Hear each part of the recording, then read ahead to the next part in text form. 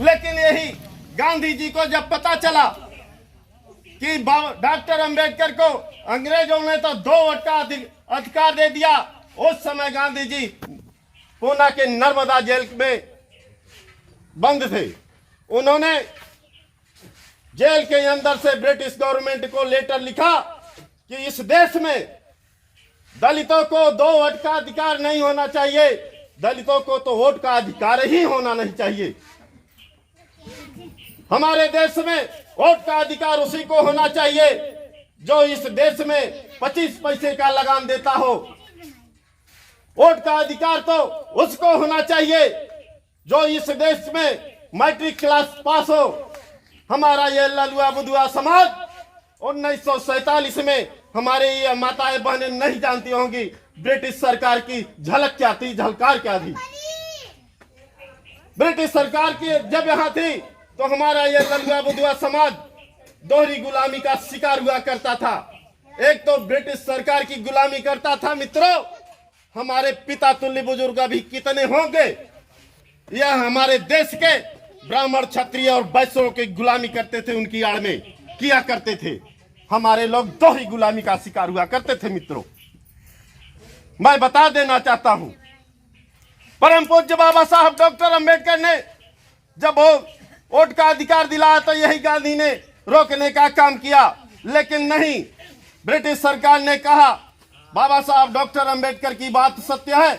उन्होंने 1 वोट का अधिकार पारित कर दिया मित्रों। इसलिए पारित कर दिया कि जिस समय हमारा ललुआ और बुधुआ समाज जागरूक हो जाएगा तो इस देश का हुक्मरान बनने का काम करेगा, शासन सत्ता काबिज करने का काम करेगा, इस देश का अपना वोट के अधिकार से राजा चुनने का काम करेगा। इतना ही नहीं मित्रों, अनंत संघर्षों के बाद परम पूज्य बाबा साहब ने आप लोगों को यह अधिकार तो दिया। बाबा साहब ने इसलिए नहीं दिया था अधिकार वोट का, ये हमारा ये कॉलोनी बन जाएगा, हम अपना सरकार वोट देंगे तो हमारा ये नाली खड़ंजे की लड़ाई लड़ेंगे।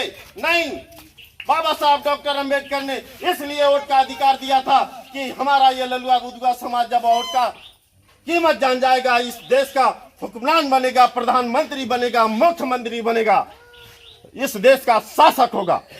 इसलिए बाबा साहब डॉक्टर अंबेडकर ने वोट का अधिकार दिया था मित्रों।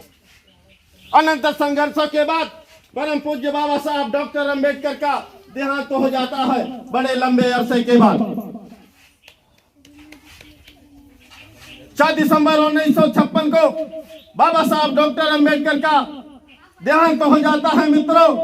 बाबा साहब डॉक्टर अंबेडकर का कारवा अधूरा पड़ जाता है। 32 वर्षों तक इस कारवा को कोई गति देने वाला नहीं मिला मित्रों। 32 साल बाद परम मान्यवर मसीहा कांसीराम साहब नामक एक पतवार का सहारा मिला। मानव मसीहा कांसीराम साहब एक वैज्ञानिक थे मित्रों, डीआरडीओ के अनुसंधान में वैज्ञानिक थे, आईएएस रैंक के अधिकारी थे मित्रों। मानव मसीहा कांसीराम साहब बड़े अधिकारी थे। उनके चैम्बर में एक लोअर क्लास का काम करने वाला था जो 4th क्लास का था, उसका नाम था दीना और भाना। दीना भाना ने एक बार अपने ऑफिस में, वो भी नौकरी कर रहा था, अपनी ऑफिस में 14 अप्रैल के दिन उन्होंने एक लेटर लिखा, अपने बड़े अधिकारी के सामने पेश किया कि आज हमारे पूर्वज का जयंती है, हमको 1 दिन का अवकाश देने की कृपया करें। लेकिन वह मनवादी समाज का था अधिकारी, उसने कहा कि हम किसी डॉक्टर अंबेडकर को नहीं जानते।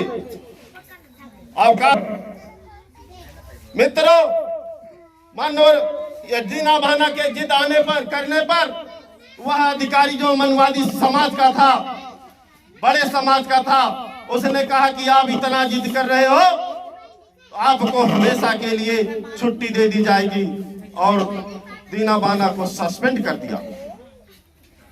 जिस समय सस्पेंड कर दिया, दीना बाना मुंह गिराकर बैठे थे, बहुत चिंतित थे मित्रों।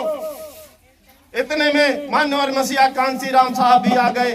उन्होंने देखा कि दीना बाना क्यों बहुत चिंतित बैठा है, क्योंकि दीना बाना भी हमारे ही समाज का था।